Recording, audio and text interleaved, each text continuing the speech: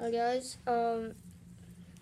this is Looney the Lizard, and we're back here with another video, and we're starting a new series called Monster Trucks, where we get a lot of different monster trucks and do different activities with them. So let's show you the 4 trucks that we have so far. First, Looney the Lizard is the one who takes the trucks back. Yep.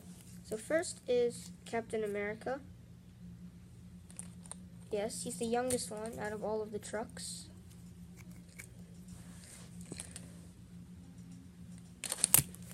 Okay. Next is Gravedigger. He's the second youngest monster truck. Yeah. Third is the big truck, and it is called Metal Militia. It's a pretty strong truck. Pretty big truck. Finally, it's the oldest and the most experienced, which is the MAXD, the Maxed. And so yeah, this is this one.